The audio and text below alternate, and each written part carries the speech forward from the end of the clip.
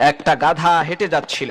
নরম মাটির মধ্যে সেই গাধার পা পড়ে সামান্য একটু গর্ত হয়ে গেল।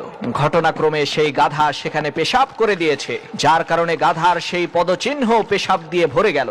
এদিকে একটা পিঁপড়া হেঁটে যাওয়ার সময় দুর্ভাগ্যবশত ওই গাধার পেশাবের মধ্যে পড়ে গেল। হালকা বাতাসে গাধার সেই পেশাব সামান্য দোল খাচ্ছিল। তখন সেই পিঁপড়া বলে উঠল, পাঠশালার জীবনে ভূগোলের পাতায় পড়েছিলাম আটলান্টিক নামে নাকি একটা মহাসাগর আছে। অবশেষে আমি সেই আটলান্টিকের মধ্যেই পড়ে গেলাম। এই উত্তাল ঢেউ অতিক্রম করে কিভাবে আমি কিনারায় যাব?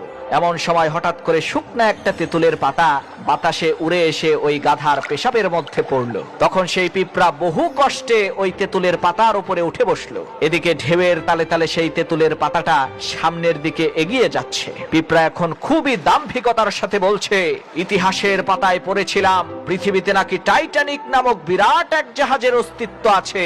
শেষ পর্যন্ত ভাগ্যের জোরে আমি সেই টাইটানিকের নাবিক হয়ে বসলাম। কি সাংঘাতিক ব্যাপার! আজকে আমি টাইটানিকের গর্বিত নাবিক। আটলান্টিকের এই উত্তাল ঢেউ পাড়ি দিয়ে আমি ছুটে চলেছি আমেরিকা আবিষ্কারের জন্য। গাধার পেশাবের মধ্যে তেঁতুলের পাতায় বসে পিঁপড়ার যে অহংকার, আমার দেশের তথাকথিত কিছু ছাপরি কন্টেন্ট ক্রিয়েটরদের এর চাইতে জঘন্য অবস্থা হয়েছে।